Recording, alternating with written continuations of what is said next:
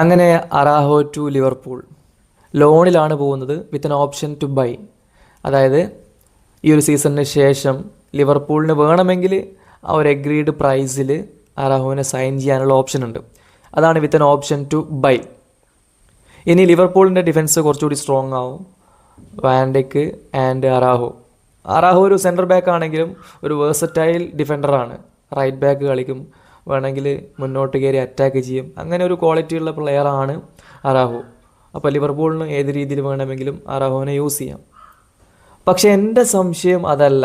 Barcelona എന്താണ് ഇപ്പോഴും ചെയ്തുകൊണ്ടിരിക്കുന്നത്? ബാഴ്സയുടെ കഴിഞ്ഞ കുറേ സീസൺസ് എടുത്തു നോക്കിക്കഴിഞ്ഞാൽ ഏറ്റവും വലിയ പ്രശ്നമുള്ളത് ഡിഫൻസിലാണ്. പ്രത്യേകിച്ച് ചാമ്പ്യൻസ് ലീഗിൽ. ലാലിഗ ബാഴ്സ നേടുന്നുണ്ട്, ഇല്ല എന്നും പറയുന്നില്ല. പക്ഷെങ്കിൽ 2015 ശേഷം ഒരു UCL ഉയർത്താൻ വേണ്ടിയിട്ട് ബാഴ്സലോണയ്ക്ക് കഴിഞ്ഞിട്ടില്ല. അത് ഡിഫൻസിൻ്റെ പോരായ്മ തന്നെയാണ്. കഴിഞ്ഞ സീസണിൽ അത്ലറ്റിക്കോനോട് തോറ്റു പുറത്തായി, അതിന് മുന്നേ ഇൻ്റർ മിലാനോടുകൂടി തോറ്റു പുറത്തായി.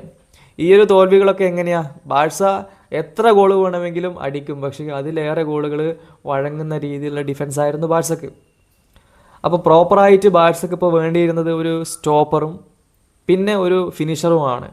അപ്പോൾ അങ്ങനെയുള്ള സിറ്റുവേഷനിൽ ഉള്ള സെൻറ്റർ ബാക്കിനെ ബാഴ്സ ലിവർപൂളിന് ലോണിൽ കൊടുക്കുകയും പിന്നീട് മിഡ്ഫീൽഡ് പ്ലെയേഴ്സിന് വേണ്ടിയിട്ടുള്ള ഓട്ടപ്പാച്ചിലാണ് ബാഴ്സ.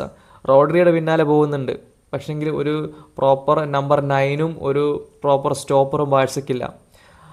അതുകൊണ്ട് തന്നെ ബാഴ്സ ഒരു പ്രോപ്പറായിട്ടുള്ള ഒരു സ്റ്റോപ്പറിനെ സെറ്റ് ചെയ്യാതെ ഈ അടുത്ത കാലത്തൊന്നും ചാമ്പ്യൻസ് ലീഗ് അടിക്കുമെന്ന് എനിക്ക് തോന്നുന്നില്ല.